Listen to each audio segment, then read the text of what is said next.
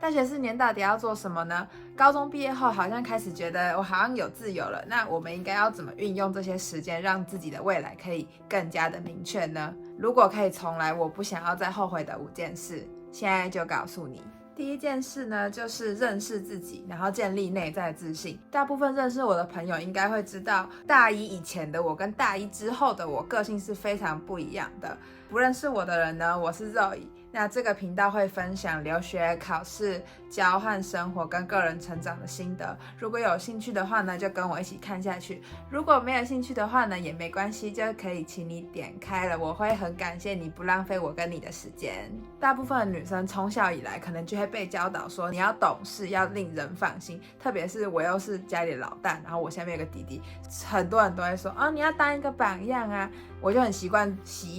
当一个令人放心的小孩。这个故事开始翻篇呢，是因为我在国中遇到了一个好朋友，他呢成绩很好，然后很有个性，那也同时也很会捣蛋。那老师也没有拿他没辙，因为我们都会在纪律里面找到自由奔放的最大值。他的出现打破了我的框框，让我觉得，不是。我们这么乖，那我到底得到了什么呢？这个世界上就是会吵的小孩才有糖吃。你自己想一想，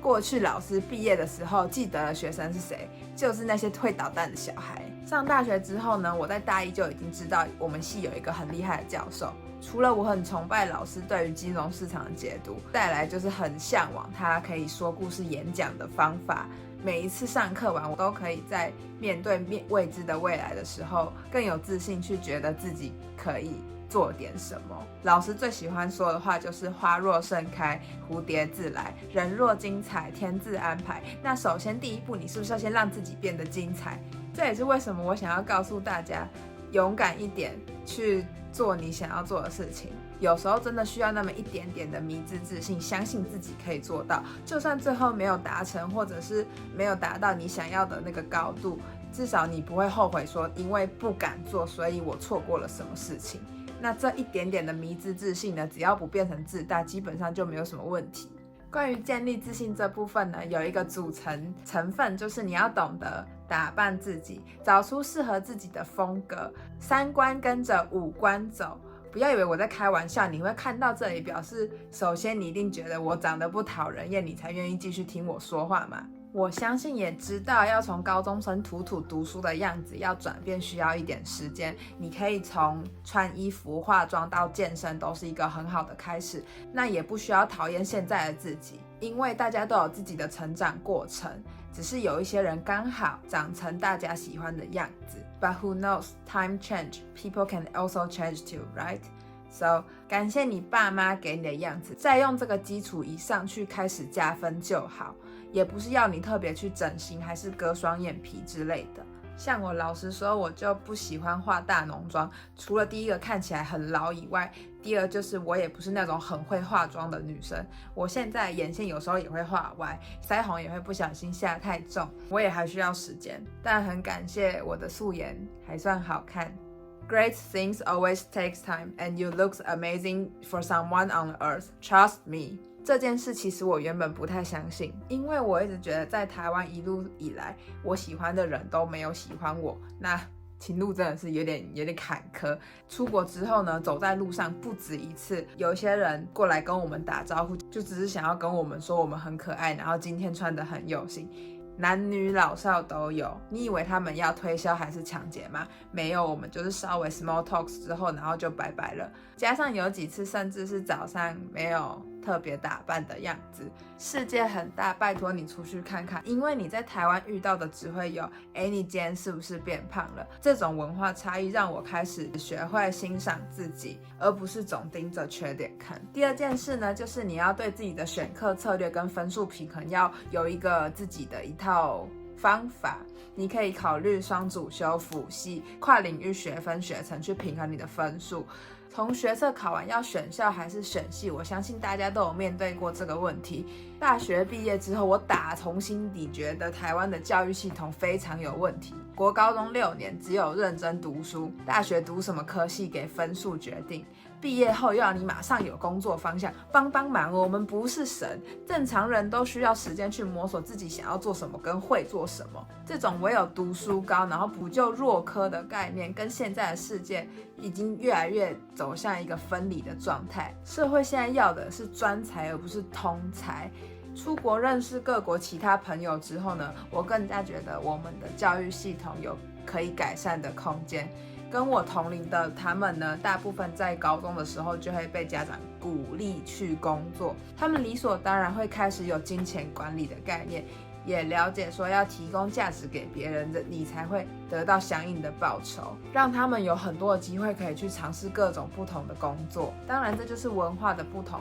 亚洲小孩习惯在父母的保护下当温室里的花朵，在他们羡慕的眼神中，我除了觉得很幸运，但也同时也羡慕他们对于自己的独立与自由。加上国外对于学历的观念跟我们有很大的差别，如果有机会想让台湾的教育部官员们可以去思考一下，我们是不是有可以改变的机会，那可能在上位者看到跟我们不一样。当然国家环境资源、产业特性到文化的不同都有很大的影响，也不是说其他国家就很完美，每个国家都有自己的优点跟缺点。对于人的适性发展，那是不是应该要有平等的尊重，而不是文组的人生就比较廉价？当然我可以理解说台湾是半导体工厂，所以理所当然理组的工作机会会比较多，这也无可厚非。我自己很羡慕的是，普遍在欧洲，你今天是当学校老师、医生、金融顾问还是工程师，你的薪水跟社会地位不会有悬殊的差距。even 有些人是计程车司机，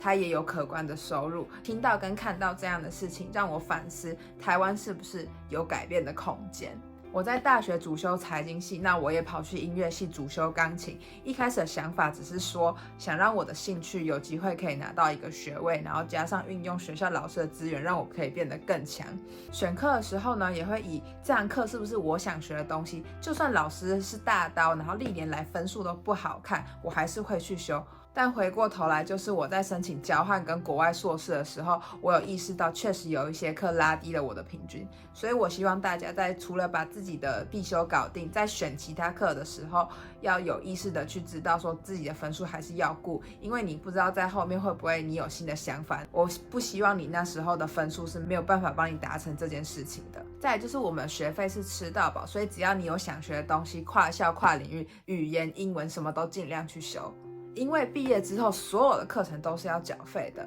那至于翘课的哲学呢，我们后面再讨论。所以好，学校教的东西固然重要，但是最关键的就是你愿不愿意去自学。看看现在的世界 AI 发展，产业变动速度超快，没有一个技能是能让你安稳工作一辈子的，真正能让你稳定下来，就是你一直愿意学习新东西的能力。想想看，我们父母那一代，只要读完大学、读完硕士，然后找一个大公司进去，就可以安安稳稳的做一辈子没有问题。那我们这一代呢？竞争对手不只有一样念大学、念硕士的同学，可能有海归的，或者是国外出生长大的，甚至是高中就会 coding 的学生，还有不吃不喝不会累的 AI。而你想要如何打造自己的未来，可以先想象你未来理想中的生活形态是怎么样的，那回归回来看自己说，那我现在应该要做什么准备，才可以让我在5年或10年后可以达到这样子的生活。如果现在不知道该学什么呢，就从能让你有变现能力的技能开始，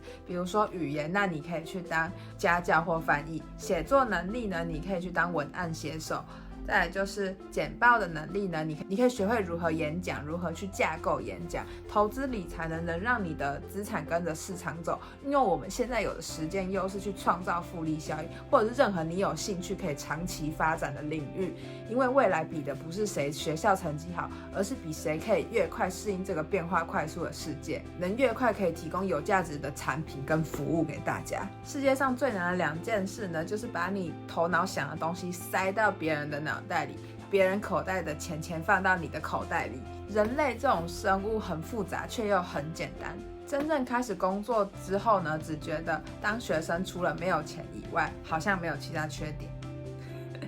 下一集会继续说实习打工、接家教赚钱的部分，社团，然后建立人脉跟拓展国际视野，然后哪一天喝醉的小故事，个人成长要怎么分类朋友，翘课哲学，浪费时间到底有没有关系，跟我的一些感情的故事。不要害怕尝试，有敢跳脱舒适圈。那如果你还想继续看下去的话，我们就下礼拜再见啦，拜拜。